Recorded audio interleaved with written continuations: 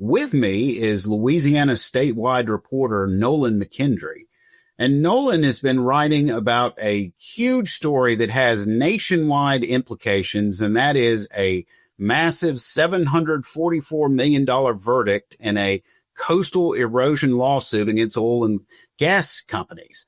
Nolan, how big is this decision and what are the implications? Well, it's a very big decision. The final decision perhaps could come by the Supreme Court if they decide to weigh in. The implications are potentially a great deal of a loss of business for the oil and gas industries. There are currently 40-some lawsuits awaiting the different courts in Louisiana. And if worst case scenario is if each lawsuit is won, then that could mean a great deal of money lost for these industries. And so accordingly, they have to respond by potentially raising their prices or doing less business. On the other hand, of course, we should be interested in holding oil and gas industries accountable. And this might set a precedent that could at least help achieve that. It might require oil and gas companies to take a little bit more time, to be a little bit more responsible. Well, I guess my question is, what are the legal arguments for the oil and gas companies having to pay this huge amount and other possible huge awards in these type of lawsuits? And the other thing is, what are the oil and gas companies saying that they don't bear responsibility or culpability for this? That's right. So the damage in this particular case that was done happened decades ago. I believe in 1941. And it was done in agreement with the federal government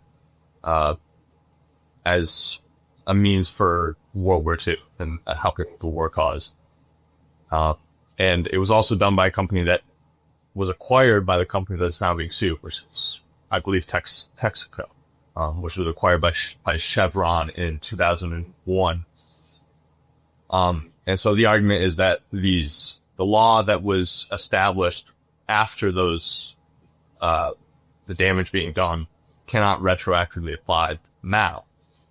On the other hand, the courts are, of course, arguing that it doesn't really matter that, the law was passed, and Chevron doesn't deny that indeed coastal erosion did happen and, environmental damage occurred.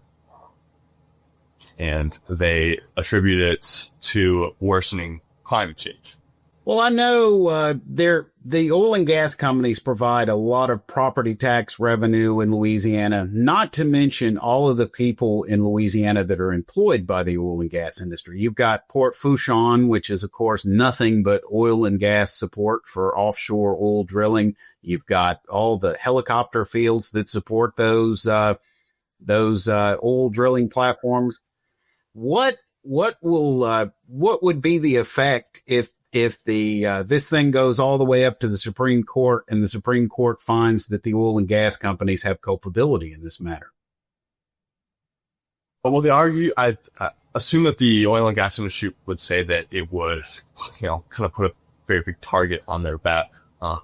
One of the things that Louisiana is really struggling with is, what you might call lawsuit abuse, which is,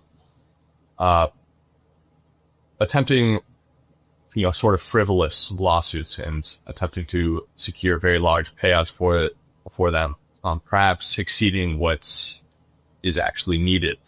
And so oil and gas industries will perhaps be almost paranoid and it just will refuse to do business in areas where they're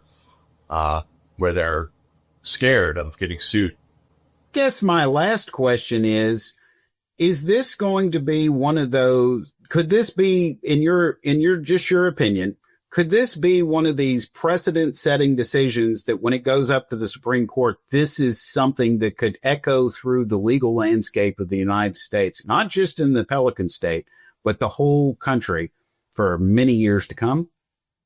Yes. certainly. And not just for the oil and gas industry, for any sort of environmental damage caused by any company in any industry. That, from what I understand, there are also cases of the sort that Chevron was sued for in, I believe, Pennsylvania and California.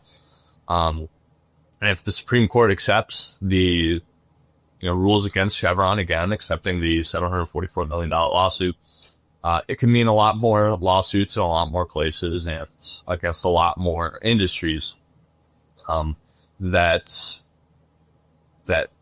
hold companies responsible for damage that was done prior to laws being created. It's interesting to note that Governor Jeff Landry supports these lawsuits and supported them when he was Attorney General. How does he square that with his pro-business approach as a Republican governor? Well, I think he's just, there's a lot of speculation that the same people that he's supporting for these lawsuits are also fairly big donors of his. You can also just make the argument that he cares about Louisiana's coast and is interested in seeing more money for helping restore it, which is indeed, the coast is eroding at an enormous rate. I like a football field a day. It's the statistic that I hear, which is just, it's hard to imagine a football field a day of land being sunk. We would be going to war if someone was taking a football field of a day of our land, would we not? Precisely. Well, thank you, Nolan, for joining us, and thank you for giving us some great insights on coastal erosion and Louisiana's oil and gas industry in these lawsuits.